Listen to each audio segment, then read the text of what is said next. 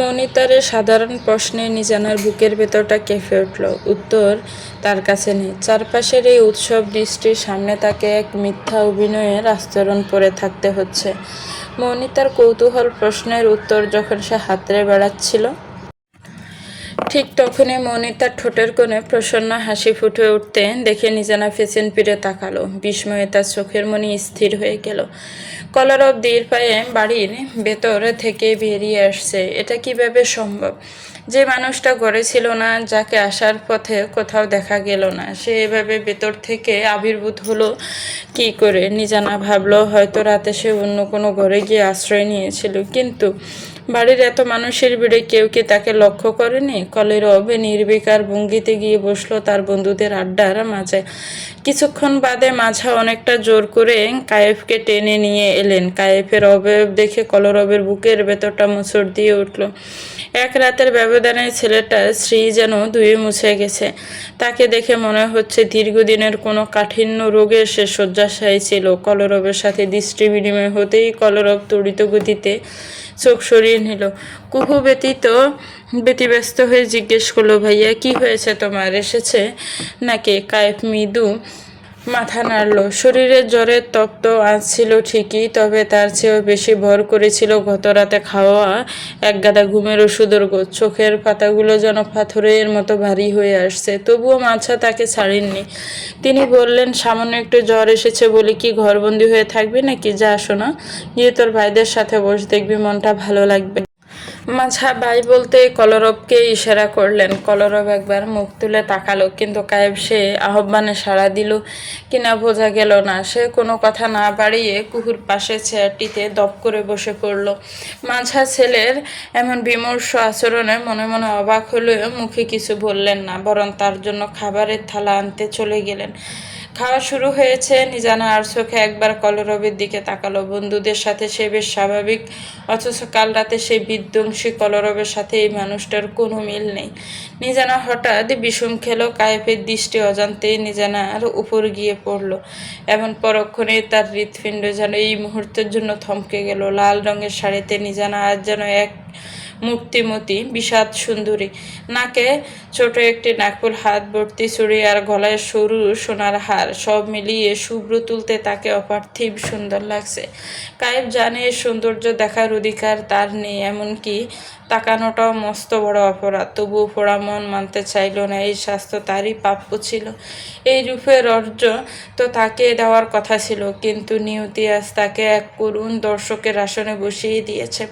মনিতা মুচকি হেসে নিজানার দিকে জলের গ্লাস এগিয়ে দিয়ে রসিকতা করলো। কি হলো নিজানা, সাবধানে খাও, বর্ত তোমারই, পরেও অনেককে দেখার সময় পাবে। নিজানা প্রবল অস্বস্তিতে লাল হয়ে গেল। কায়েফ আর এক মুহূর্ত সেখানে বসে থাকতে পারল না। বুকের ভেতরটা দুমড়ে মুচড়ে যাচ্ছে তার। সে বসা থেকে জট করে উঠে দাঁড়ালো। কাউকে কিছু না বলে গটগট পায়ে বেরিয়ে গেল। দূর থেকে কলরব নিষ্পলক দৃষ্টিতে কায়েফের প্রস্থান দেখল। বাইরের কাঠপাথা রোদ, অসহ্য যানজটের ধকল। ঘণ্টাখানেক পর দিয়াকে নিয়ে ঘরে ফিরল দিব্য। আত্মীয় স্বজন আর মেহমানদের অধিকাংশ বিদায় নিয়েছেন। কেবল পরিবারের সদস্যরাই এখন অবশিষ্ট। নবনী তখন আপন মনে আলমারি গোছাতে ব্যস্ত ছিল। দিয়াকে ঘরে ঢুকতে দেখে সে হাতের কাজ ফেলে দুহাত বাড়িয়ে দিল। দিয়া এক ছুটে এসে নবনীর বুকে ঝাঁপিয়ে পড়ল। নবনী মেয়েটার নরম গালে পরপর কয়েকটা চুমু এঁকে দিল। দিয়া অত্যন্ত উৎসাহী গলায় বলল, মাম্মা তুমি জানো দিয়া আজকে কি করেছে? নবনী একরাশ আগ্রহ নিয়ে ওর দিকে তাকিয়ে বলল, কি করেছে আমার সোনামা? দিয়ে নিজের কপালে এক হাত ঠেকিয়ে হতাশ গলায় বলল, উফ মাম্মা, আমি তো এখনো ভুলিনি। তবে তুমি জানবে কি করে? আজকে আমাদের ক্লাসে একটা ড্রয়িং কম্পিটিশন ছিল। এবার বলো তো দিয়ে সেখানে কি করেছে? দিব্য তালুকদার।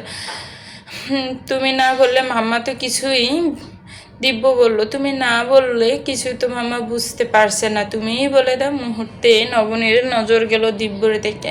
দিব্য এক হাতে পানির বোতল খোলার চেষ্টা করছে। পরক্ষণেই নবনীর চোখ আটকে গেল বিছানার উপর। সেখানে কম করে হলেও 10-15 শপিং ব্যাগ স্তূপ করে রাখা। নবনীর চোখ বড় বড় করে সেদিকে তাকিয়ে রইল। কি আছে এতে? দিব্য তালুকদার কি পুরো দোকানটাই আজ ঘরে তুলে নিয়ে এসেছেন? দিয়া নবনীর মনোযোগ ফেরাতে আবার বলল, মাম্মা তুমি কি আমার কথা শুনছো? নবনী নিজেকে সামলে নিয়ে বলে, হ্যাঁ সোনা, বলো কি হয়েছে? দিয়া আজ প্রতিযোগিতায় থার্ড হয়েছে। নবনী ওর গালে আরেকটা চুমু দিয়ে বলল, বাহ, অনেক অনেক অভিনন্দন আমার সোনামাকে। দিয়ে এবার ওর গলায় ঝোলানো চকচকে মেডেলটা নবনীকে দেখিয়ে বলল, এই দেখো আমার মেডেল। মাত্র 3জনকে প্রাইজ দেওয়া হয়েছে। পাপ্পা বলেছে দিয়ে হচ্ছে বেস্ট। ফার্স্ট হওয়া মানে গুড, সেকেন্ড হওয়া মানে বেটার, আর থার্ড হওয়া মানে বেস্ট। দিয়ে সবসময় বেস্ট, তাই না মাম্মা?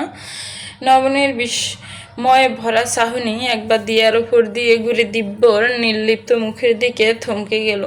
দিব্য তখন পানের ফাঁকে মৃদু এক কৃত্রিম কাশি দিল, যেন দিয়াকে শেখানো সেই অদ্ভুত বেশ তত্ত্বেও তার কোনো হাতই নেই।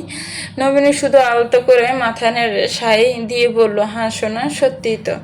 আচ্ছা চলো এবার আমরা চটপট গোসলটা সেরে নিই। দিয়াকে গোসল করিয়ে আর পরিপাটি করে সাজিয়ে বাইরে পাঠিয়ে দেওয়ার পর নবনী পুনরায় দিব্যর মুখোমুখি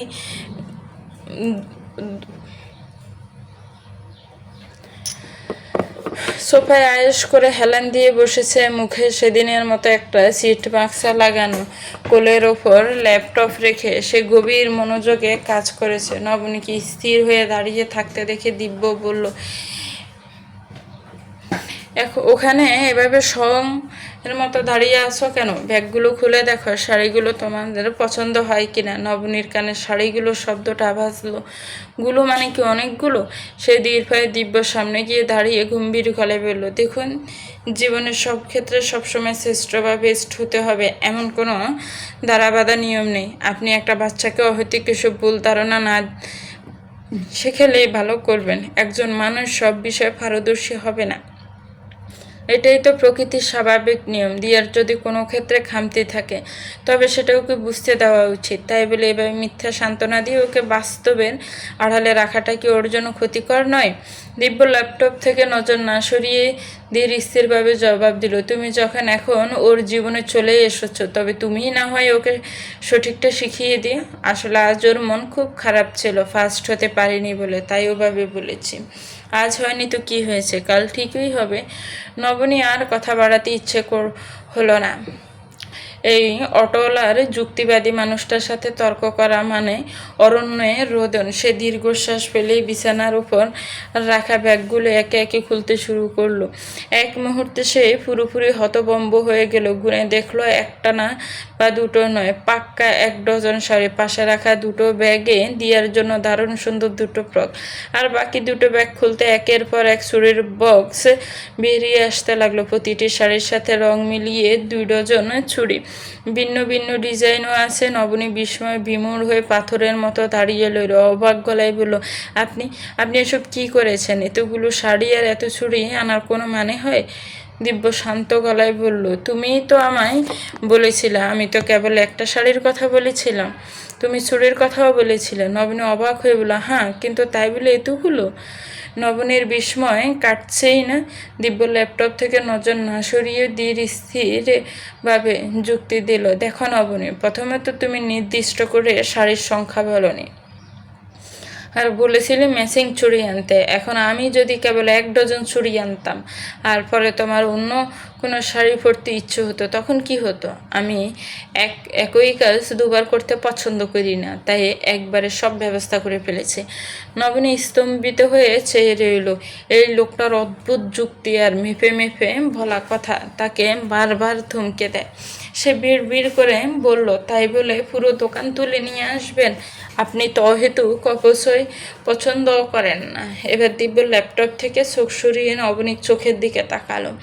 তার দৃষ্টিতে গভীর গাম্ভীর্য নেমে এলো। ধীর স্বরে বলল, এখানে অপচয় কোথায় নবনী? তুমি হয়তো জানো না, স্ত্রীর পিছনে ব্যয় করা প্রতিটি টাকা সৎকার সওয়াব হিসেবে গণ্য হয়। আর বিয়ের পরেই প্রথম তুমি আমার কাছে কিছু চাইলে। এত ভাবার কিছু নেই। তাছাড়া শাড়ি তো তুমি সবসময়ই পরো, এগুলো তো আর ফেলে দেওয়ার জিনিস নয়, তাই অপচয় হওয়ার চান্স নেই। নবনীর বলার মতো আর কোনো কথা খুঁজে শুধু মৃদু মাথা নাড়ল। লোকটা তো এমনই অদ্ভুত। নবনীকে ওভাবে তাকিয়ে থাকতে দেখে দিব্য ঠোঁটের কোনো এক চিলতে হাসি ফুটে উঠল। নিজের মুখে লাগানো শীট মাস্কটার দিকে ইঙ্গিত করে বলল, কি হলো, এভাবে কি দেখছো? তুমি কি মুখে লাগাতে চাও? আমি তো আগেও অফার করেছিলাম, চাইলে লাগাতে পারো। নবনীর প্রথমে কিছুটা বিরক্ত লাগলো, পরক্ষণেই তার মনে পড়লো অসীমের এঙ্গেজমেন্টের কথা। অসীমের সেই হবি স্ত্রীর মুখটা মনে পড়তে নবনীর জেদ চড়ে গেল। হাজার হোক, সেও তো মেয়ে, ঈর্ষা হওয়াটাই স্বাভাবিক। আজ তাকে সত্যিই অনন্য সুন্দরী হয়ে উঠতে হবে। নিজের অজান্তে সেই মৃদু মাথা নেড়ে সায় দিল। দিব্য মনে মনে বেশ অবাক হলো। নবনী যে সত্যিই রাজি হবেন তা সে ভাবতেও পারেনি। কথাটি সে নিছক মজা করতেই বলেছিল, তবুও নিজেকে সামলে নিয়ে স্বাভাবিক গলায় বলল, ওই ডয়ারি রাখা আছে, নিজের পছন্দ মতো একটা বের করে নাও। নিজানার জন্য আজকের এই দুপুরটা যেন অগ্নি পরীক্ষার চেয়েও ভয়াবহ হয়ে দাঁড়িয়েছে। যে মেয়েটির শৈশব কৈশোর কেটেছে বইয়ের পাতায় আর শৌখিনতায়, রান্নাঘরের চৌখাট মাড়ানো, যার কাছে ছিল এক দুর্বল ঘটনা, আজ তাকে রান্না করতে হয়েছে অনেক জল্পনা কল্পনা কষ্ট। সে যখন খাবার পরিবেশন করলো তখন ড্রয়িং রুমে বড় ঘড়ির কাঁটা বেশ খানিকটা গড়িয়ে গেছে। খাবার টেবিলে সবার গম্ভীর মুখচ্ছবি আর থমথমে পরিবেশ দেখে নিজানার বুঝতে বাকি রইল না যে কোথাও মস্ত বড় কোনো ভুল করে সে ফেলেছে। আড়ষ্ট হয়ে টেবিলের এক কোণে দাঁড়িয়ে সে লক্ষ্য করলো সবার পাতে তার বানানো বিশেষ খাবার উঠেছে। সকাল থেকে এক প্রকার অনাহারে থাকা অলেখাকে কলরবে এক প্রকার জেদ করে টেবিলে এনেছে। টেবিলে বসার পর থেকে অলেখার মুখের বিরক্তির রেখাগুলি স্পষ্ট হয়ে উঠেছিল। নিজের পাতের দিকে একবার তাকিয়ে তিনি অত্যন্ত তাচ্ছিল্যের সঙ্গে চোখ মুখ কুঁচকে নিজানার দিকে চাইলেন। তার কণ্ঠে জড়ল বিদ্রুপ। বাহ, এই রান্নার জন্য তো তোমাকে আস্ত একটা নোবেল দেওয়া উচিত বৌমা। বাঙালি পরিবারের দুপুরে ভাতের বদলে পাস্তা খাওয়ার রেওয়াজ কবে থেকে শুরু হলো? তোমরা কি কেউ কি এই বাড়িতে কখনো কাউকে দেখেছো? উপস্থিত সবাই বিস্ময়ে অলেখার দিকে তাকালো। তার ব্যবহারে মনে হচ্ছে নিজানা সত্যিই অচেনা কেউ, সম্পূর্ণ অপরিচিত এক আগন্তুক। অলেখার প্রতিটি কথা যেন তপ্ত সীসার মতো নিজানার কানে বিঁধল। সে অত্যন্ত অপ্রস্তুত হয়ে নিচু স্বরে আমতা আমতা করে বলল, মামি, আসলে আমি। বাকি কথাগুলো আর মুখ ফুটে বেরোলো না। অলেখা হাত তুলে তাকে থামিয়ে দিলেন এবং রুড স্বরে শুধরে দিয়ে বললেন, উফ, মামি নয়, মা বা আম্মা বলে রাখবে। আমাদের সম্পর্কের সংজ্ঞা বদলেছে নিজানা, সেটা মনে রেখো। আর তোমাকে নতুন বউ হিসেবে পরিবারের সবার জন্য দুপুরের খাবার তৈরি করতে বলা হয়েছিল, বিকেলের নাস্তা নয়। এটা ঠিক কি করেছো তুমি? অলেখার কাঠখোট্টা তীক্ষ্ণ বাক্যবাণে গলের বাতাস যেন ভারী হয়ে এলো। উপস্থিত সবাই জানতো অলেখা রেগে আছেন, তাই কেউ কথা বলার সাহস পেল না। নিজানা বিস্ময়ে বিমূঢ় হয়ে কিছুক্ষণ স্তব্ধ হয়ে রইল। পরক্ষণেই নিজেকে সামলে নিয়ে ধরা গলায় বলল, আই এম সরি, আসলে আমি একদমই রান্না করতে জানি না। অনেক রাত পর্যন্ত পড়ার অভ্যাস থাকায় মাঝরাতে খিদে পেলে আমি প্রায় নিজের জন্য পাস্তা করে খেতাম। সহজ মনে হয় ভাবলাম সবার জন্য এটাই করি। তাছাড়া ভাবিও বলেছিল যে কোনো একটা কিছু করলেই চলবে, তাই। অলেখা তীক্ষ্ণ গলায় বলে উঠল, তাই নাকি? তোমার মায়ের কাছে মেয়েকে বিয়ের যোগ্য মনে হলো, অথচ শ্বশুরবাড়িতে আসার আগে যে এসব ন্যূনতম কাজ শিখিয়ে দিতে হয় সেটা মনে ছিল না। কিছু না শিখিয়ে মেয়েটাকে আমার ছেলের গাড়ে এভাবে ঝুলিয়ে দিল। কি ভেবেছেন তিনি, আমার ছেলে আর আমি কি সারা জীবন তোমাকে রান্না করে খাওয়াবো? নিজানা মুহূর্তে পাথরের মতো জমে গেল। অপমানে আর বিস্ময়ে তার চোখের কোণ দুটো অশ্রুতে টলমল করে উঠল। মাথাটা নিচু করে সে নিজের কান্না লুকানোর আপ্রাণ চেষ্টা করতে লাগলো। গায়ে পার্শ্বকে নিজানার সে আরক্ত মুখ আর থরথর করে কাঁপা ঠোঁট জোড়া দেখল, কিন্তু তার তো আজ সান্ত্বনা দেওয়ার কোনো অধিকার নেই। সে শুধু নিজের মুঠো শক্ত করে বসে রইল। তবে কলরবের ভাবভঙ্গি দেখে সে আরও বেশি অবাক হলো। কলরব কোনো প্রতিবাদ তো করলই না, বরং তার নির্বিকার চাহনিতে এক অদ্ভুত উপভোগের আভাস ফুটে উঠল। আরশাদ তালুকদার স্থির থাকতে পারলেন না, গম্ভীর কণ্ঠে ধমকে উঠলেন, অলেখা, তুমি কিন্তু এবার মাত্রা ছাড়িয়ে যাচ্ছ।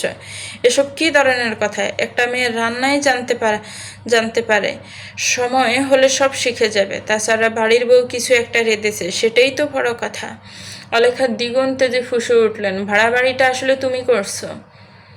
কবে থেকে তুমি সংসারের ভিতরের বিষয়ে নাক গলাতে শুরু করলে? এই দায়িত্বটা আমার। তুমিই তো বলেছিলে সব সিদ্ধান্ত আমি নেব। তুমি কিছু বলবে না, তাহলে আজ কেন প্রতিবাদ করছো? ও তোমার বোনের মেয়ে বলে? আরশাদ তালুকদার নিজেকে কিছুটা সংযত করলেন। এই মুহূর্তে কথা বাড়ানো মানে জ্বলন্ত আগুনে ঘি ঢালা। পরিস্থিতি বেগতিক দেখে মাঝা নরম স্বরে বললেন, আপা, এবারের মতো ক্ষমা করে দাও না। তাছাড়া মনিতাও তো প্রথম দিন নুডলস রান্না করেছিল। আমরা কি অখুশি হয়েছিলাম? অলেখা মার্ছার দিকে কঠোর দৃষ্টিতে তাকালেন। মনিতা তোমার বৌমা মাঝা, তুমি বড্ড সরল আর নরম মনের মানুষ, তাই সবাইকে প্রশ্রয় দাও। কিন্তু আমি তেমন নই। আমার ছেলের বউয়ের দোষগুণ আমি অবশ্যই বিচার করব। মাঝা স্তব্ধ হয়ে গেলেন। দীর্ঘদিনের সংসারের অলেখায় এই রুদ্রমূর্তি তিনি আগে কখনো দেখেননি। বিশেষ করে মনিতাকে আলাদা করে তোমার বৌমা বলাটা তাকে বড্ড ব্যথিত করলো। দিব্য বিরক্ত হয়ে বলল, আম্মু প্লিজ এবার অন্তত থামো। অনেক সময় আছে শাসন করার, পরে বলো। এখন কি তোমার মনে হয় না সবাইকে শান্তিতে খেতে দেওয়া উচিত? অলেখা দিব্যর কথার কোনো উত্তর দিলেন না। দিব্যর উপর জমানো অভিমান তার মনে পাহাড় সম হয়ে আছে। তিনি ছেলের দিকে না তাকিয়ে মনিতাকে উদ্দেশ্য করে বললেন, আমি এখন সাইফাস খাবো না মনিতা, আর যা রান্না হয়েছে আমাকে তাই দাও। আমার এমনিতেও খিদে নেই। মনিতা নিঃশব্দে অলেখার সামনে থেকে পাস্তার প্লেটটি সরিয়ে নিল। অন্য একটা প্লেটে তাকে দিল। টেবিলের বাকিরা নিজানার তৈরি করা খাবার মুখে দিতে শুরু করলো। আচমকায় কলরব মাত্র 1 চামচ পাস্তা মুখে দিয়ে এমনভাবে চোখ মুখ কুঁচকে ফেললো যেন কোনো বিষাদগ্রস্ত বস্তু তার রসনায় ঠেকেছে। পরক্ষণে সে ছেড়ে উঠে দাঁড়িয়ে পড়ল। উপস্থিত সবার বিস্মিত দৃষ্টি তোয়াক্কা না করে সামনের প্লেটটা সজোরে ঠেলে দিয়ে বিরক্ত গলায় বলল, এসব অখাদ্য কোনো সুস্থ মানুষ খেতে পারে? আমার খাওয়ার রুচিটাই মাটি হয়ে গেছে, আমি খাবো না। পুরো ডাইনিং হল মুহূর্তের জন্য স্তব্ধ হয়ে গেল। কলরবের এই অসংলগ্ন আর রূঢ় আচরণ আরশাদ তালুকদার রাগে ফুঁসে উঠলেন। তার মুখমণ্ডল রক্তিম বর্ণ ধারণ করলো, কিন্তু কলরব কাউকে কোনো কৈফিয়ত দেওয়ার অবকাশটুকু দিল না। তড়িত পা ফেলে ঘর থেকে বেরিয়ে গেল। কাব্য একটা দীর্ঘশ্বাস ফেলে হতাশ গলায় বলল, এই ছেলেটার সমস্যাটা কি? পাস্তাটা মোটেও অতটা খারাপ হয়নি যে খাওয়া যাবে না। আমার তো বেশ ভালোই লাগছে। সত্যি নিজু অপূর্ব হয়েছে রে। কাব্যর শেষ কথাটা নিজানার দিকে তাকিয়ে একটু হেসে বলল, যাতে ওর ভেতরের ভাঙাচোরা মনটাকে একটু সান্ত্বনা দেওয়া যায়। দিব্য ভাইয়ের কথায় সায় দিয়ে নিজানার রান্নার প্রশংসা করলো। নিজানা ম্লান হেসে চট করে হাতের উল্টে দিকে চোখের পানিটা মুছে নিল। ঠিক সেই মুহূর্তে কায়েফা বাসা থেকে উঠে দাঁড়ালো। কাব্য ভীষণ বিরক্ত হয়ে ধমকে উঠল, তোর আবার কি সমস্যা? তোর কাছেও যদি অখাদ্য মনে হয় তবে মুখে বলার দরকার নেই, চুপচাপ এখান থেকে দূর হতো। কায়েব খুব নিচু স্বরে বলল, আমার খাওয়া শেষ, আর কিছু খাবো না। কথাটা বলে সে দ্রুত পায়ে সেখান থেকে প্রস্থান করলো। নিজানে খেয়াল করলো কায়েফের প্লেটে যতটা পাস্তা দেওয়া হয়েছিল তার সবটাই সে খেয়েছে, অতটুকু অপচয় করেনি সে। মাঝা অবশ্য ছেলেকে আর জোর করলেন না। কায়েফের শরীরের অবস্থা এমনিতেই ভালো নয়। ভাবলেন হয়তো সত্যি তার আর কিছু মুখে তুলতে ইচ্ছে করছে না। কলরবের প্রকাশ্য অপমান নিজানার মনে একটা গভীর ক্ষত তৈরি করলো। সাদা রঙের একটা দোতলা বাড়ির সামনে বসে এসে থামলো দিব্যর গাড়ি। গড়ির কাটা জানান দিচ্ছে রাত গড়িয়েছে। দিব্য গাড়ি থেকে নেমে নবনিয়া দিয়াকে নামিয়ে দিয়ে গাড়িটা পার্ক করতে গেল। গাড়ির ছোট লোহার পকট থেকে শুরু করে বিশাল উঠোন পর্যন্ত আলোকসজ্জা, কৃত্রিম ফুলের সমারোহ, দামি পর্দা আর সুসজ্জিত চেয়ার টেবিলের সে পুরো পরিবেশটা এক স্বপ্নীল রূপ ধারণ করেছে। নবনী বাড়িটা চেনা পথে তার স্মৃতির ধুলোবালি উঠছে। দিব্য এসে ওর পাশে দাঁড়ালো, বলল, কি হলো, ভেতরে চলো। নবনী শুধু নিঃশব্দে মাথা নাড়ল। দিব্য এক হাত দিয়ে ছোট্ট নরম হাতটি ধরল, অন্য এক বলিষ্ঠ হাত বাড়িয়ে দিল নবনীর দিকে। চোখের ইশারায় তাকে সেই বাহু আঁকড়ে ধরার আমন্ত্রণ জানালো সে। নবনী আর কোনো সংকোচ করল না, দ্বিধাহীনভাবে দিব্যর বাহু জড়িয়ে ধরল। অতঃপর বাড়ির ভেতরে পা রাখলো। ভিতরে তখন অতিথিদের উপচে পড়া ভিড়। তাদের পৌঁছাতে বোধহয় কিছুটা বিলম্বই হয়ে গেছে। দিব্যকে দেখা মাত্রই অসীম তড়িৎ গতিতে ভিড় ঠেলে এগিয়ে এলো। পরনে কুচকুচে কালো স্যুট প্যান্ট, চোখে মুখে একরাশ উচ্ছ্বাস। কিন্তু দিব্যর হাত ধরে তার অতি নিকটে দাঁড়িয়ে থাকা রক্ত জবা রঙের শাড়িতে আবৃত নারীকে দেখেই অসীম যেন মাঝপথে থমকে গেল। নবনী খেয়াল করেছে দিব্য আজ যতগুলো শাড়ি এনেছে তার বেশিরভাগই লালের সমাহার, অথচ এই মানুষটাই নাকি লাল রং সহ্য করতে পারে না। নবনীর 2 হাত ভর্তি টকটকে লাল ভেলভেট চুড়ি, গলায় আর কানে লাল ডায়মন্ড কাট নেকলেস, মানানসই মেকআপ আর ঠোঁটে গাঢ় লাল লিপস্টিক, তাকে আজ অপার্থিব এক মায়াবী সুন্দরীর মতো লাগছে।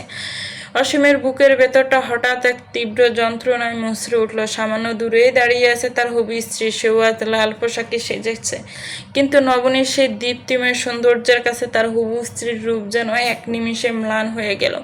অসীম এক অদ্ভুত অপরাধবোধ আর অপ্রস্তুত অবস্থায় দাঁড়িয়ে রইল। নীরবতা ভেঙে দিব্য বেশ সহজ গলায় বলল, কনগ্রাচুলেশনস অসীম, আসলে কি খুব বেশি দেরি করে ফেললাম? রাগ করলে নাকি আবার? দিব্যর কথায় গোর কাটলো। অসীমের একরাশ অস্বস্তি নিয়ে সে জোরপূর্বক হাসার চেষ্টা করলো। আমতা আমতা করে বলল, আরে না না স্যার, কি বলছেন এসব? রাগ কেন করবো? আসুন আসুন, আমি আসলে আপনাদের জন্যই অপেক্ষা করেছিলাম। ওইদিকে টেবিলটায় বসবেন, চলুন। দিব্যর কণ্ঠস্বর তখনও আগের মতোই শান্ত। সে নবনের দিকে এক পলক তাকিয়ে অসীমকে উদ্দেশ্য করে বলল, আসলে তোমার ম্যাডামের শ্বাসগোজের জন্যই কিন্তু দেরিটা হয়ে গেছে। অবশ্য ম্যাডামই বা বলছে কেন? তোমাদের তো বেশ পুরনো পরিচয়, গভীর সম্পর্ক ছিল তোমাদের মধ্যে, তাই না? নবনী হতভম্ব হয়ে দিব্যর দিকে তাকালো। দিব্য আগে থেকে তার চোখের দিকে তাকিয়েছিল এক তীক্ষ্ণ সুদৃষ্টিতে। সেই চোখের বাসায় কি ছিল? নবনী মুহূর্তে চোখ সরিয়ে নিল। অসীম যেন নিজের কানকেও বিশ্বাস করতে পারছিল না। সে উপস্থিত হয়ে জিজ্ঞেস করলো জি। দিব্যর ঠোঁটের কোণে এক সিলতে বাঁকা হাসি ফুটে উঠল। সে কথাটি সামলে নিয়ে বলতে চাইছি ফ্রেন্ডশিপের কথা। তোমরা তো ক্লাসমেটই ছিলে, তাই না? পূর্ব পরিচিত।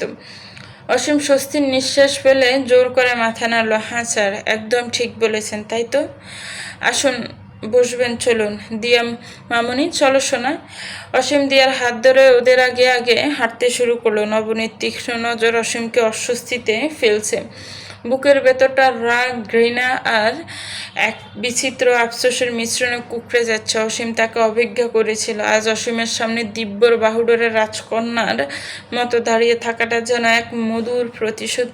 ওরা গিয়ে স্টেজ সংলগ্ন একটি সুন্দর টেবিলে বসলো। সামনে চমৎকার একটি স্টেজ সাজানো হয়েছে। সেখানে অসীমের হবু স্ত্রী রোশনি এবং তার বান্ধবীদের সাথে নাচে মেতেছে। মেয়েটি বেশ ছন্দময় ভঙ্গিতে নাচছে। হঠাৎ দিব্যর পকেটে থাকা ফোনটা সজোরে বেজে উঠল। নবনী ওর দিকে তাকাতে দেখলো দিব্যর কপালে চিন্তার ভাঁজ। ফোনের স্ক্রিনে ফুটে উঠেছে নিজানার নাম। কোনো জরুরি কারণ ছাড়া নিজানার এই অসময়ে ফোন করার কথা নয়।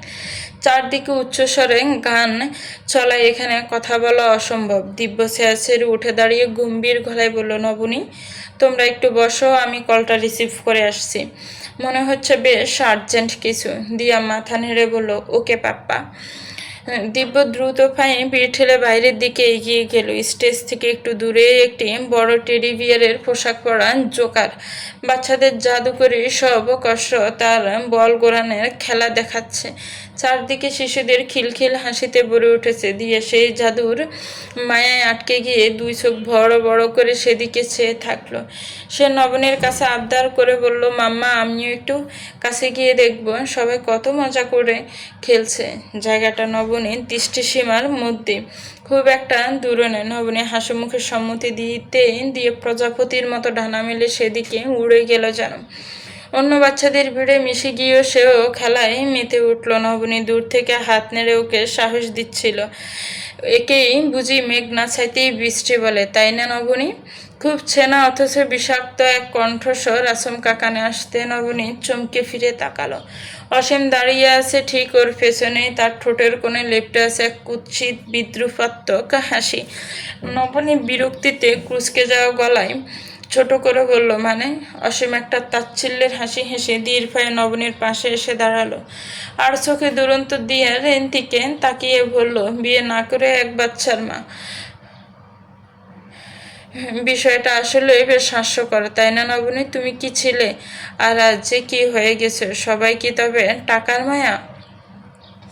অসীমের প্রতিটি শব্দ যেন নবনীর আত্মসম্মানের চাবুকের মতো আছড়ে পড়ল, কিন্তু সে দমে গেল না। চিবুক উঁচু করে অত্যন্ত শান্ত অথচ ধারালো গলায় পাল্টা প্রশ্ন ছুড়ে দিল, কেন? তোমার খুব আফসোস হচ্ছে? তুমি কে চেয়েছিলে আমি তোমার বিরহে পাগল হয়ে রাস্তায় রাস্তায় ঘুরে বেড়াই? অসীম নিচু স্বরে বলল, না না, তেমনটা চাইবো কেন সোনা? আফটার অল এক সময় তো তোমাকে সত্যিই বড্ড ভালোবাসতাম, তাই না? অসীমের মুখে ভালোবাসার শব্দটি শুনে নবনীর সর্বাঙ্গে ঘৃণায় রি রি করে উঠল। সে দাঁতে দাঁত চেপে মুখ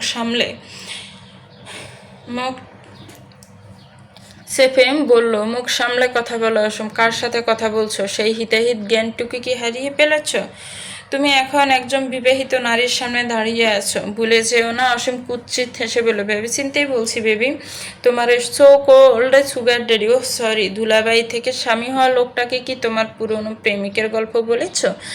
দিব্য তালুকদারকে আমি যতটা চিনি, তোমার অতীত জানলে সে তোমাকে এক মুহূর্ত সহ্য করবে না। তবে দেখতে তো বেশ খাসা হয়েছ। দিন কয়েক বুক করে ঠিকই ছুঁড়ে ফেলবে, এমন সুযোগ কে মিস করতে চাইবে বলো? নবনীর কান দিয়ে যেন গরম দোয়া বেরোতে লাগলো। অপমানে রি রি করে উঠল তার সনবাঙ্গ। সে প্রচণ্ড আক্রোশে ছেড়ে উঠে দাঁড়িয়ে হিসিয়ে বলল, জাস্ট শাট আপ অসীম। নিজের সীমা অতিক্রম করো না, নয়তো ফল খুব খারাপ হবে বলে দিচ্ছি। অসীম একটা পৈশাচিক তাচ্ছিল্য হাসলো। খারাপ আর কি করবে? আমার চাকরি খাবে? স্বয়ং দ্য গ্রেট দিব্য তালুকদারেরও সেই ক্ষমতা নেই। আর বলটা কি বলেছি? মানতেই হবে, বসের সয়েজ আছে। নিচে কাক হলে মুয়ের ঠিকই খুঁজে নিয়েছে, যদিও তার পাশে তোমাকে বড্ড বেমানান লাগছে। তবে মালটা সে ঠিকঠাকই। নবনীর দুর্যের বাদ ভেঙে গেল। সে হাত উঁচিয়ে সজোরে ছড় মারতে যেতে অসীম খপ করে তার কবজিটা ধরে ফেলল। দাঁতের দাঁত চেপে বলল, নো বেবি, এই ভুল আর করো না। তোমার মতো মেয়েরা ওই দিব্য তালুকদারই যোগ্য। ভালোই হয়েছে যে আমি তোমাকে সময় মতো ছেড়ে দিয়েছি। টাকার জন্য তোমরা যার তার গলায় ঝুলে পড়তে পারো। বাই দা ওয়ে, হুড়ফড়ি সেজে তো এসেছো ওই কাকটার সাথে। একবার রোশনিকে দেখেছ? জুটি আমাদের মতো হয়। আমাদের পাশাপাশি দেখলে তোমার চোখ জুড়িয়ে যাবে। আসছি এখন, কুল। অসীম সেখান থেকে চলে গেল। নবনী পাথরের মতো দাঁড়িয়ে রইল। তার কণ্ঠস্বর যেন কোথাও হারিয়ে গেছে। সে বলতে চেয়েও কিছু বলতে পারল না। অসীমের মুখ থেকে এমন জঘন্য কথা শোনার পর নবনীর পৃথিবীটা যেন দুলতে লাগলো। সে দপ করে চেয়ারে বসে পড়ল। নিজেকে যতটাই শক্ত দেখানোর চেষ্টা করুক না কেন, অসীমের বিষাক্ত কথাগুলো তীরের মতো তার হৃদয়ে বিঁধেছে। গলা শুকিয়ে আসছে, চোখের দৃষ্টি ঝাপসা হয়ে এলো। নোনা জলের আবরণে ঢাকা চোখে সেই সামনের স্টেজের দিকে তাকালো। সেখানে তখন অসীম আর রোশনির আংটি বদল হচ্ছে। চারদিকে হাততালির রোল। তারা একে অপরের আঙ্গুলে আংটি পরিয়ে হাসি মুখে ফুস দিচ্ছে। নবনী অনুভব করলো তার বুকের ভিতরে সেই পুরনো ক্ষতটা আজও বড্ড কাঁচা। সেখান থেকে যেন অজরে রক্ত ক্ষরণ হচ্ছে। প্রচণ্ড এক যন্ত্রণায় শ্বাস আটকে আসতে চাইল। নিঃশব্দে তার দুই গাল বেয়ে অশ্রুধারা নামতে শুরু করলো। ঠিক সেই মুহূর্তে কাঁধে কারো বলিষ্ঠ হাতের স্পর্শ পেতে নবনীত চমকে উঠল, কিন্তু সে নিজেকে লুকানোর বিন্দুমাত্র চেষ্টা করল না। সে আজ ঠিক করে ফেলেছে দিব্যর কাছে লুকানো বাকি সব সত্যটুকু আজ বলে দেবে। যা হওয়ার হবে। অন্তত এই অপমানের বোঝা নিয়ে সে আর বাঁচতে চায় না। ঘাট ঘুরিয়ে তাকাতে এসে কাঙ্ক্ষিত মানুষটিকে দেখতে পেলে দিব্য তালুকদার তার স্বভাব যা শান্ত গম্ভীর গলায় জিজ্ঞেস করলো, কি হয়েছে নবনী? আচমকা কাঁদছো কেন তুমি? তোমার কি শরীর খারাপ লাগছে? নবনী কান্নায় ভেঙে পড়লো। কিছু বলতে পারছে না। কাফা গলায় বলল, আমাকে কি একটু ভারী নিয়ে যাবেন? আমি আর এক মুহূর্ত এখানে থাকতে চাই না। দিব্য লক্ষ্য করলো নবনীর সারা শরীর থরথর করে কাঁপছে। সে ধীর স্থিরভাবে মাথা নেড়ে সায় দিল। শান্ত স্বরে বলল, হ্যাঁ অবশ্যই, চলো এখনই বেরিয়ে পড়ি। নবনী ক্ষণিকের জন্য স্তব্ধ হয়ে রইল। তার চোখ দুটি জলে টইটুম্ব। সে খুব ক্ষীণ স্বরে বলল, আমি বোধহয় হেঁটে যেতে পারবো না।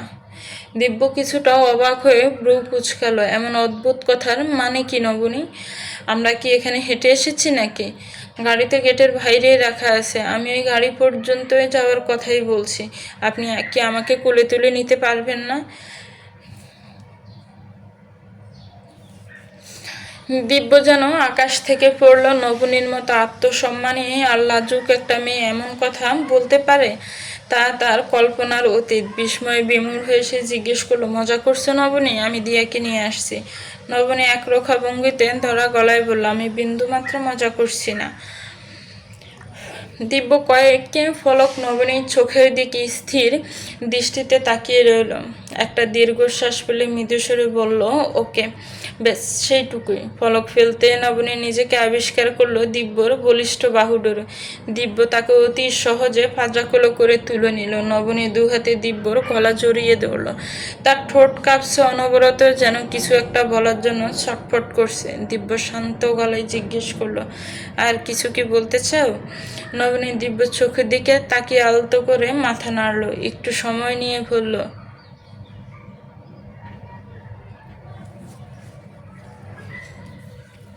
আমি আপনাকে আমার ফেলে আসা অতীতের কথা বলেছিলাম, মনে আছে? তখন আমি আপনাকে সেই মানুষটার নাম বলিনি, কারণ আপনিও কোনো আগ্রহ দেখাননি। কিন্তু আজ আমি আপনাকে সবটা বলতে চাই। ঠিক সেই মুহূর্তে দিয়ে পাশে এসে দাঁড়ালো। তার ডাগর দু চোখে একরাশ বিস্ময়। নিজের বাবা মাকে এমন অবস্থায় দেখে সে কিছুটা কর্তব্য বিমূঢ়। অনুষ্ঠানের সবার নজর তখন স্টেজের রোশনায়ে আটকে আছে। নবনী কথা খুঁজে পাচ্ছিল না, তার গলা বুঝে আসছিল। দিব্য এক সিলতে ম্লান হেসে বলল, অসীম, এতে আর নতুন কি আছে নবনী? চলো এবার যাওয়া যাক। নবনীর চরম বিস্ময়ে পাথরের মতো জমে গেল। তার ঠোঁট নড়ে উঠল অস্ফুট স্বরে। কিভাবে? আপনি জানলেন কি করে? দিব্যর কণ্ঠে আত্মবিশ্বাস। বলল, ভুলে যেও না, আমি দিব্য তালুকদার। সামান্য এইটুকু তথ্য জানার জন্য আমার কেবল একটি ফোন কলই যথেষ্ট ছিল। তুমি এতটা দুর্বল আমি ভাবতে পারিনি। তুমি না করলে আমি কখনোই তোমাকে নিয়ে এখানে আসতাম না। দিয়া মাম্মা, চলো শোনা। দিব্য এক হাতে নবনীকে আগলে রেখে অন্য হাতে নিচে নবনীর জুতো জোড়া তুলে নিল। নবনী নিজের কান কেউ যেন বিশ্বাস করতে পারছিল না। সে বিড় করে জিজ্ঞেস করলো, এতটুকু অন্তত বলুন, আপনি কবে থেকে এই সত্যিটা জানেন? দিব্যর উত্তর সংক্ষিপ্ত, যেদিন তুমি আমায় সবটা বলেছিলে তার ঠিক পরের দিন রাত 10টা থেকে। নবনীর কথা হারিয়ে ফেলল। এই মানুষটা এতদিন ধরে সব জেনে কতটা স্বাভাবিক আর নির্বিকার ছিল। তার এই গাম্ভীর্যের আড়ালে যে কতটা গভীর সমুদ্র লুকিয়ে আছে তা নবনী আজ প্রথম অনুভব করলো। আর কি কি জানে লোকটা? দিয়া দিব্যর কোটটা আলতো করে টেনে ধরে ডাগর চোখে সে চিন্তিত গলায় জিজ্ঞেস করলো, পাপ্পা, মাম্মার কি শরীর খুব খারাপ? মাম্মা কেন হাঁটছে না? দিব্য শান্ত মুখে শুধু মাথা নাড়ল। বাবার হাত থেকে নবনীর শৌখিনে হিলজোড়া সযত্নে নিজের ছোট্ট হাতে তুলে নিল দিয়া। এক হাতে জুতো, অন্য হাতে দিব্যর হাত শক্ত করে ধরে সে ব্যাকুল হয়ে জিজ্ঞেস করলো, মাম্মা, তোমার কি খুব কষ্ট হচ্ছে? পাপা, আমরা কি সেই বড় বিল্ডিংটায় মাম্মাকে নিয়ে যাব? দিয়া আগে সব সময় দিব্যর সাথে থাকতো, তাই হাসপাতাল তার চেনা। আর এখনো দিব্যর হাসপাতালকে বড় বিল্ডিং বলে ডাকে। নবনী মেয়ের চোখে মুখে এমন অকৃত্রিম উদ্বেগ দেখে নিজের বুকের ভেতর জ্বরটাকে মুহূর্তের জন্য থামিয়ে দিল। সে মুখে এক সিলতে হাসি ফুটিয়ে বলল, না শোনা, আমার অতটাও কষ্ট হচ্ছে না। বাড়িতে গিয়ে তুমি আমাকে একটু আদর করে দিলেই আমি একদম ঠিক হয়ে যাব। ঠিক সেই মুহূর্তে ভিড় ঠেলে অসীম আর রোশনি ওদের একেবারে সামনে এসে দাঁড়ালো। নবনীকে দিব্যর বলিষ্ঠ বাহুডোরে এভাবে আবিষ্কার করে অসীমের সর্বাঙ্গ অপমান আর ঈর্ষায় রিরি করে উঠল। একটু আগে নবনীর একাকিত্বের সুযোগ নিয়ে সে যে বিষাক্ত কথাগুলো উগলে দিয়েছিল, দিব্যর এই প্রোটেক্টিভ রূপ দেখে সেগুলো যেন বুমেরাং হয়ে তার নিজের বুকেই বিঁধছে। রোশনি কিছুটা অবাক হয়ে ব্রু কুচকে জিজ্ঞেস করলো, কি হয়েছে ওনার? এভরিথিং রং? দিব্যর কণ্ঠে কোনো উত্তেজনা নেই। গাম্ভীর্য নিয়ে সে স্বাভাবিকভাবেই জবাব দিল, তেমন কিছু না, হুট করে মাথাটা ঘুরে গিয়েছিল ওর। এখন শরীরটা বড্ড খারাপ লাগছে, আমাদের এখনই বেরোতে হবে। অসীম নিজেকে সামলে নেওয়ার বৃথা চেষ্টা করে কৃত্রিম সৌজন্য সুরে বলল, এত তাড়াতাড়ি চলে যাবেন স্যার? কিছুই তো খেলেন না এখনো। দিব্য স্থিরভাবে বলল, খাওয়া দাওয়া না হয় অন্য কোনো দিন হবে। তোমাদের বিয়েতে তো আসছি, আসলে বাড়িতে থেকেও একটা ইমার্জেন্সি কল এসেছে, তাই আর এক মুহূর্তে দেরি করা সম্ভব নয়। তোমরা এনজয় করো।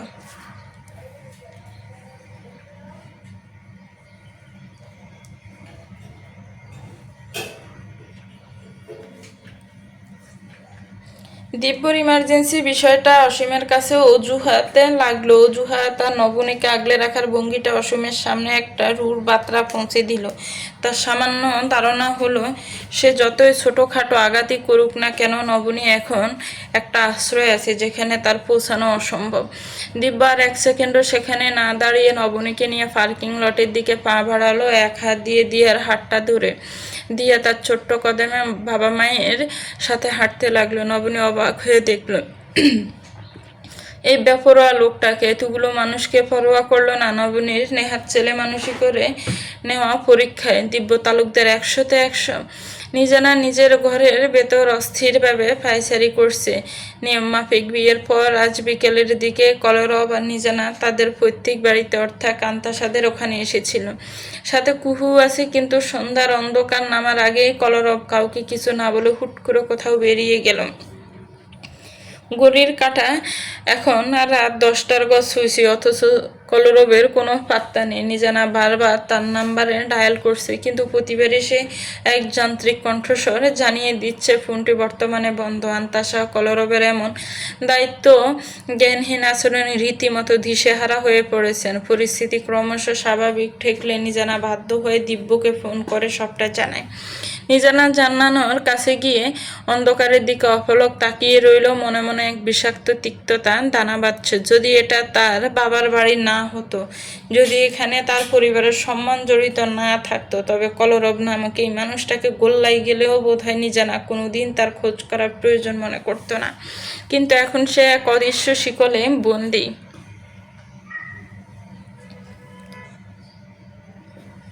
রাত বাড়ছে, নিস্তব্ধতার বুক ছিঁড়ে দূর থেকে ভেসে আসছে নাম না জানা সব নিশাচর ফানের অদ্ভুত ডাক। নিজানা জানালার গ্রিল ধরে বাইরে নিকশ কালো অন্ধকারের দিকে তাকিয়েছে। আকাশ আজও চাঁদ নেই, যেন প্রকৃতির এই ঘোর অনামিষে নিজানার মনের গহীনে জমে থাকা অন্ধকারের প্রতিচ্ছবি। মস্তিষ্কের কোণে কলরবের সে বিধিয়ে বলা কথাগুলো বিষক্তি তীরের মতো বিচ্ছে। নিজেনাকে শুধুই একটা বস্তু যাকে চাইলে ড্রয়িং রুমের শোপিসের মতো ইচ্ছে মতো সাজিয়ে রাখা বা অবহেলার এক কোণে সরিয়ে দেওয়া যায়। স্মৃতির পাতা উল্টালে নিজেনা দেখে তার জীবনের লাগাম বরাবরই অন্য কেউ টেনে ধরেছে।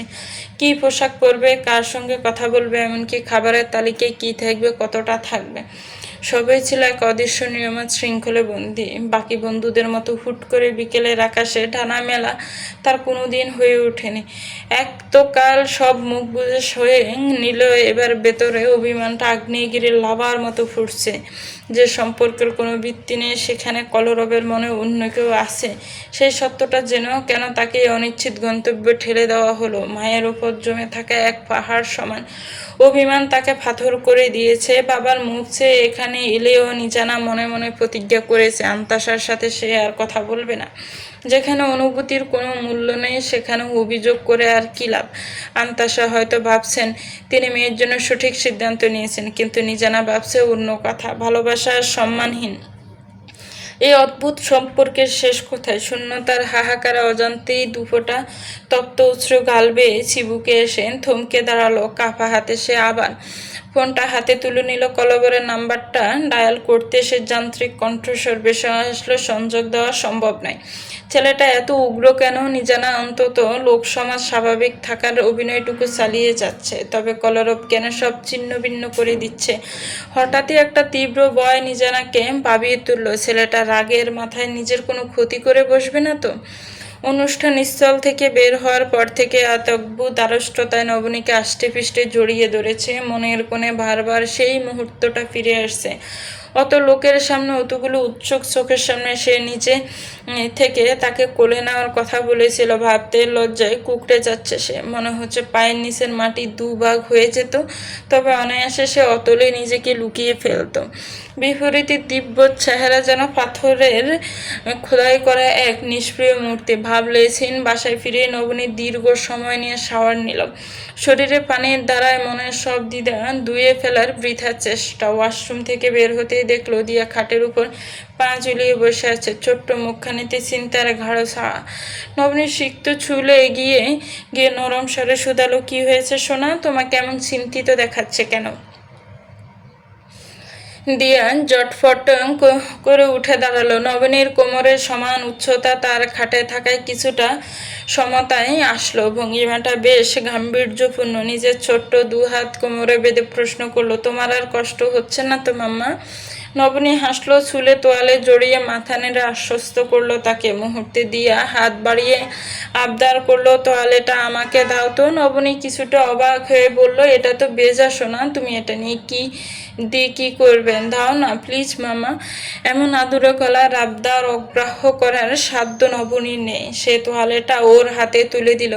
ঠিক তখনই ঘরে ঢুকলো তিব্ব। তাকে দেখা মাত্রই নবনী দ্রুত চোখ নামিয়ে নিল। লজ্জায় আবার যেন তার গাল বেয়ে চিবুক ছুঁয়ে যাচ্ছে। এই লোকটা চোখের দিকে সে এখন তাকাবে কি করে? দিয়া তখন তোয়ালেটা হাতে নিয়ে ঠিক নবনীর ঢঙ্গে নিজের মাথায় চেপে ধরলো এবং অদ্ভুতভাবে চুল ঝাড়ার অনুকরণ করতে শুরু করলো। দৃশ্যটা দেখে নবনী আর দিব্য দুজনেই মুহূর্তের জন্য স্থবির হয়ে গেল। নবনী থতমত খেয়ে বলে উঠলো, সোনা এ কী করছো তুমি? ওটা তো একদম ভিজে, আমাকে দাও ওটা। তোমার মাথায় কি কিছু লেগেছে? দিয়া ছোট্ট হাতে বাড়িয়ে ভেজা তোয়ালেটা ফেরত দিল। মুখে তার গভীর ব্যাকুলতা। কোনো গাঢ় কুর রহস্যের সমাধান খুঁজছে যেন। বড় বড় চোখে নবনীর দিকে তাকিয়ে নরম স্বরে বলল, আচ্ছা মাম্মা, আর কতদিন এভাবে ঝাড়লে আমার চুলও তোমার মতো বড় হবে? তোমার চুলগুলো আমার খুব পছন্দ। নবনীর উষ্ঠদরে স্নিগ্ধ হাসির রেখা ফুটে উঠল। পাশে দাঁড়িয়ে থাকা দিব্য বলে উঠল, এভাবে তো হবে না মাম্মা, তুমি যখন তোমার মাম্মার মতো বড় হবে তখনই তোমার চুলগুলোও অমন লম্বা হবে। দিয়াকে তো এই ছোট চুলেই অনেক কিউট লাগে। দিয়া অমনি মাথা দুলিয়ে প্রতিবাদ জানালো, না পাপ্পা, আমি কিউট হতে চাই না, আমি মাম্বার মতো বিউটিফুল হতে চাই।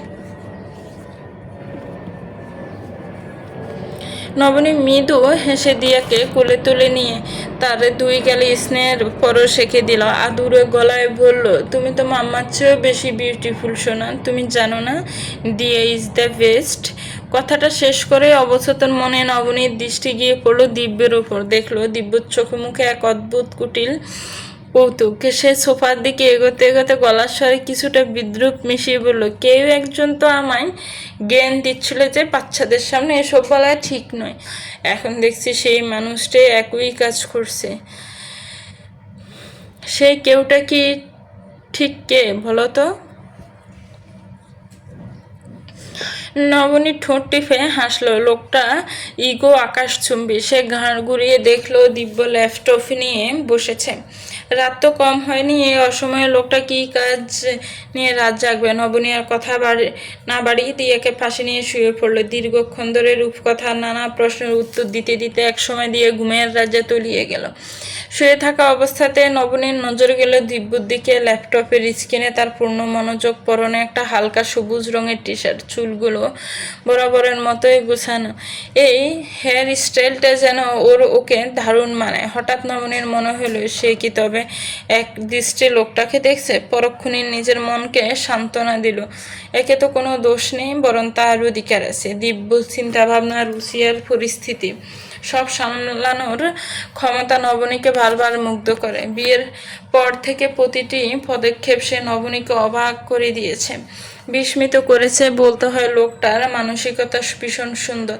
ভাবনা চিন্তায় নবনীর কয়েক গুণ পরিণত। হঠাৎ নবনী লক্ষ্য করলে দিব্য কিছুটা বিরক্ত বোধ করছে, বারবার কপালে হাত দিচ্ছে।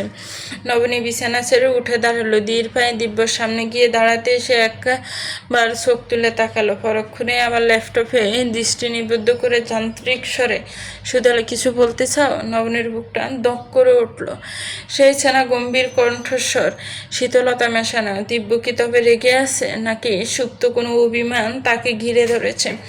নবনীকে নিরুত্তর দেখে দিব্য ল্যাপটপ থেকে দৃষ্টি না সরিয়ে পুনরায় বলে উঠল, এক কাজ করো, আগে বিছানায় গিয়ে শুয়ে শুয়ে ভালো করে ভেবে নাও কি বলবে, তারপরে সে না হয় বলো। আর শোনো নবনী, তোমার অতীত নিয়ে আমার বিন্দুমাত্র ইন্টারেস্ট নেই। তার বাইরে কিছু বলার থাকলে বলতে পারো। নবনীর বিরক্ত হলো বেজায়। এই লোকটা কি সবসময় নিজেকে অন্তর্যামী মনে করে? ইচ্ছে হলো মুখের উপর বলে দিতে, সব তো আগে থেকে জেনে বসে আছেন, নতুন করে আর জানবেনই বাকি। কিন্তু নবনী তো তেমন নয়। সে নিজের স্বভাবজাত নম্রতা বজায় রেখে শান্ত স্বরে বলল, অনেক রাত হয়েছে, এখনো কাজ করছেন কেন? অন্তত এখন তো শুয়ে পড়া উচিত। দিব্য কিবোর্ড থেকে হাত ছড়ালো, ক্লান্ত চোখে নবনীর দিকে তাকিয়ে বলল, আমি আসলে কলরবকে ট্র্যাক করার চেষ্টা করছি। ও মাঝে মধ্যে এই হুটহাট নিরুদ্দেশ হয়ে যায় বলে ওর ফোনের সাথে আমার একটা কানেকশন রাখা ছিল। নিজানা ফোন করেছিল, ও ফুফুদের বাড়ি থেকেই বেরিয়ে গেছে, এখনও ফেরেনি।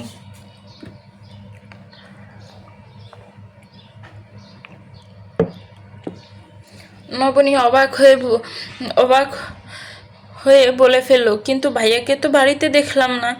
বলার পর মুহূর্তে দিব্য তখন তীক্ষ্ণ নজর ওর দিকে তাকালো। নবনী বুঝতে পারলে সে কতটা কাণ্ডজ্ঞানহীনের মতো কথা বলেছে। অপ্রস্তুত হয়ে তড়িঘড়ি করে শুধরে নিল, সরি, আমার বুঝতে ভুল হয়েছে। বাড়িতে থাকলে তো আর আপনি তাকে এভাবে খুঁজতেন না। তার জানতে পারলেন কিছু? দিব্য একটা দীর্ঘশ্বাস পেলে মাথা নাড়ল, বিরক্তির সুরে বলে, কি বলবো বুঝতে পারছি না। কোনোভাবে ও বুঝে ফেলেছে যে আমি ওর ফোনের সূত্র ধরে ওকে খুঁজে বের করব। ছেলেটার মাথা এসব বিষয়ে বড্ড বেশি কাজ করে। ও ফোনটা ফুফুদের বাড়িতেই ফেলে রেখে গেছে। নবনীর মনের কোণে এখন আশঙ্কার মেঘ জমতে শুরু করেছে। কলরব যে মানসিক অবস্থার মধ্য দিয়ে যাচ্ছে, তাতে মাঝরাতে তার নিরুদ্দেশ হওয়াটা মোটেও স্বস্তির নয়। কপালে চিন্তার ভাঁজ ফেলে নবনী বললে, তাহলে ও কোথায় যেতে পারে? দেখুন, আমার কিন্তু খুব চিন্তা হচ্ছে। দিব্য একটা দীর্ঘশ্বাস ছাড়ল। আমার যে হচ্ছে না তা নয়, তবে চিন্তার চেয়ে রাগই বেশি হচ্ছে। কেউ এতটা বেপরোয়া আচরণ কিভাবে করতে পারে? অতীতে যাই ঘটে থাকুক, এখন তো একটা সামাজিক বন্ধন তৈরি হয়েছে। বিয়েটাও মনে প্রাণে না মানুক সেটা আলাদা বিষয়, কিন্তু এভাবে একটা মেয়েকে সবার সামনে অবহেলা আর অসম্মান করার কোনো অধিকার ওর নেই। ও তো আর ছোট বাচ্চা নেই, যথেষ্ট বয়স হয়েছে ওর। নবনী বলল, আচ্ছা, আপনি একটু শান্ত হন। আমার মনে হয় ওকে কিছুটা সময় দেওয়া উচিত আপনাদের।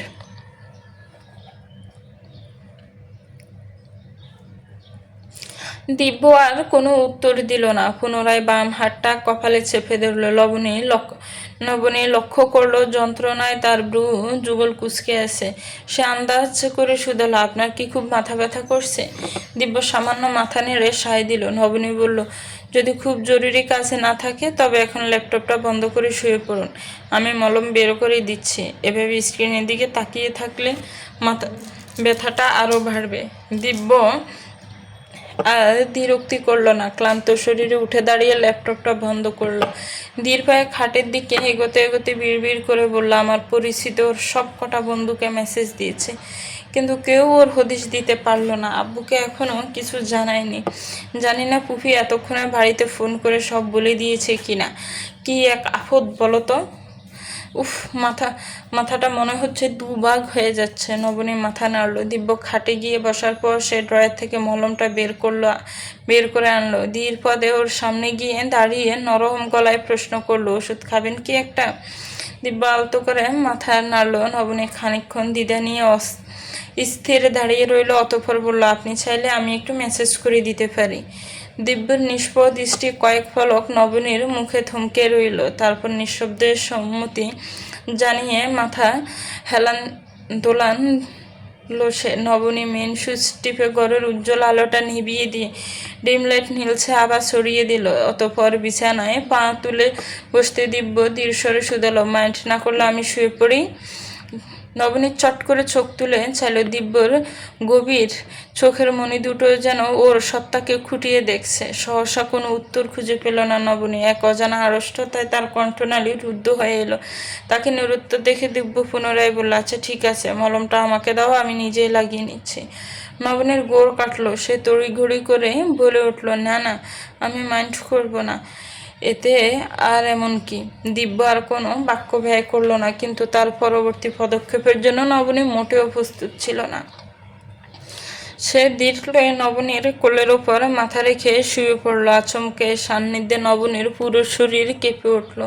কোমর থেকে পা পর্যন্ত যেন অবশ হয়ে আসছে তার। শাড়ির পাতলা আবরণ ভেদ করে দিব্য তপ্ত নিঃশ্বাস যখন তার উদর ছুঁয়ে গেল, নবনীর সর্বাঙ্গ এক অদ্ভুত শিহরণ বয়ে গেল। হৃৎপিণ্ডের দগদগানি তীব্র হলো। দিব্য নবনীর থমথমে মুখের দিকে সে আরো গম্ভীর গলায় প্রশ্ন করলো, কি হলো? নবনী সম্মিলিত ফিরে পেয়ে মাথা নাড়ল, কাঁপা কাঁপা হাতে মলম দিয়ে দিব্যর কপালে স্পর্শ করতে সে দু চোখ বুজে নিল। এক ফসলা শীতল বৃষ্টির মতো অদ্ভুত প্রশান্তি তাকে ঘিরে ধরল। এই মেয়ে তাকে ভয় পায়, দিব্য তা জানে। অবনীর থেকে নবনী সম্পূর্ণ ভিন্ন দাসের। অবনী ছিল কঠোর প্রকৃতির, তার কথার ধরন ছিল শক্ত। দিব্যর সঙ্গে অবনীর বিয়েটা যে পারিবারিক চাপে ছিল তা অবনী তার আচরণে বুঝিয়ে দিত বারবার। তবুও দিব্য চেষ্টা করত তার মন জুগিয়ে চলার, সমস্ত আবদার পূরণ করার। একটা নিটল সুন্দর পরিবারের স্বপ্ন সে আজীবন দেখে এসেছে, কিন্তু বাস্তবতা বড়ই নিষ্ঠুর। মানুষ যা চায় তা কি সবসময় পায়? অন্ধকারের সুযোগ নিয়ে দিব্যর পুরুষ দীপ্ত চোখের কোণ বেয়ে কয়েক ফোঁটা তপ্ত অশ্রু গড়িয়ে পড়ল। পরক্ষণে নিজেকে সামলে নিল সে। ঘরে এখন নিস্তব্ধতা। নবনী এক অদ্ভুত অপরাধবোধে ভুগতে লাগলো। তার আঙ্গুলগুলো এখন আপন মনেই দিব্য চুলে বিলি কাটছে, কপাল আঙ্গুলের আলতো চাপে ব্যথা কমানোর আপ্রাণ চেষ্টা। নবনী একদম নিচু স্বরে বলে উঠল, আই এম সরি। দিব্য চোখ মেলল না, ওর শরীরটা এক বিন্দু নড়ল না, কেবল গভীর তন্দ্রাচ্ছন্ন এক ভারী গলার উচ্চারণ করলো, স্টপ নবনী, অনেক হয়েছে।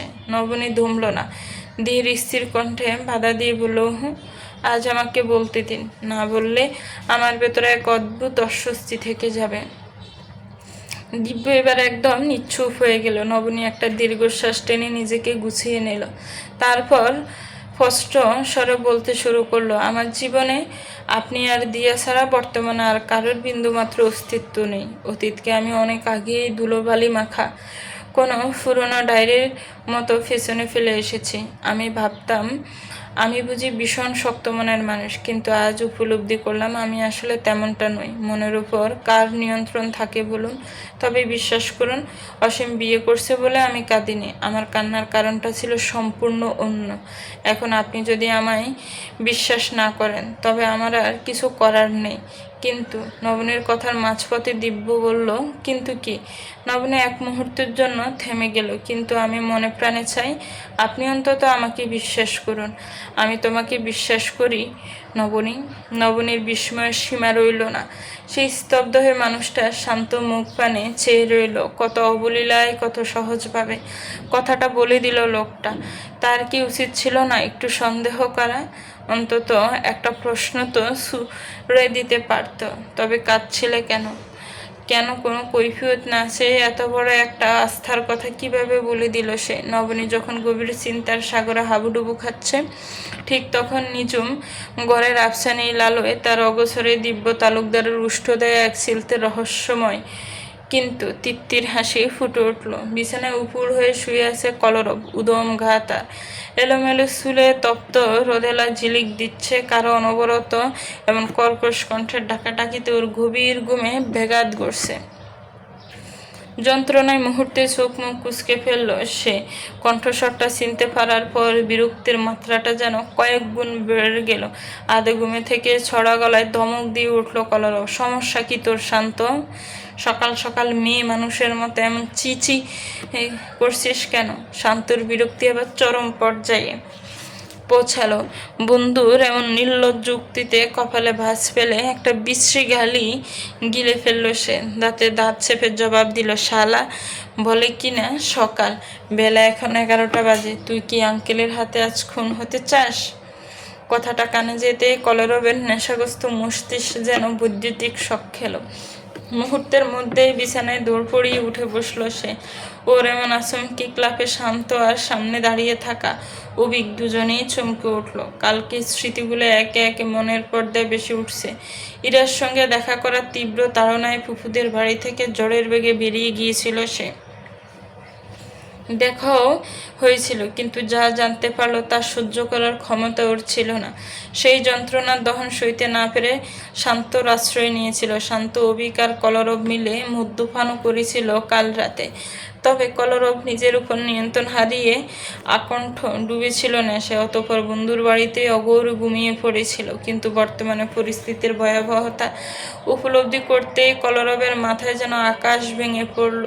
নিজের বাড়িতে হলেও না হয় একটা একটা অজুহাত খাড়া করা যেত, কিন্তু সে তো কাল ছিল আন্তাসাদের বাড়িতে আমন্ত্রিত অতিথি হয়ে এমন দায়িত্ব জ্ঞানহীন কাণ্ড সে কীভাবে করলো? দু হাতে মাথায় চুল খামচে ধরে বলে উঠল, শিট, এখন কি হবে? অভিক একপাশে দাঁড়িয়ে গম্ভীর মুখে ফোড়ন কাটলো। এই কি হবেটা? কাজ করার আগে ভাবা উচিত ছিল না? কলরব এবার অগ্নি দৃষ্টিতে অভিকের দিকে তাকালো, রাগে ফুঁসতে ফুঁসতে বলল, এখন আমাকে নীতিবাক্য শুনিয়ে জ্ঞান দিস না, পারলে কোনো উপায় বের কর, নয়তো আজ বাড়ি ফিরলে তোদের 3 দিন আর আমার চল্লিশা খেতে যেতে হবে। তো চলবে। তো ভিউয়ার্স, গল্পের এই পর্বটা কেমন লেগেছে একটি কমেন্টস করে জানাবেন। গল্পটা ভালো লাগলে একটি লাইক করবেন, গল্পটাকে শেয়ার করবেন, আর আমার চ্যানেলকে প্লিজ সাবস্ক্রাইব করবেন। যারা অলরেডি সাবস্ক্রাইব করে রেখেছেন তাদেরকে অনেক অনেক ধন্যবাদ। ভালো থাকবেন, সুস্থ থাকবেন, আমার চ্যানেলের সাথেই থাকবেন। আল্লাহ হাফেজ। আসসালামু আলাইকুম রহমতুল্লাহ।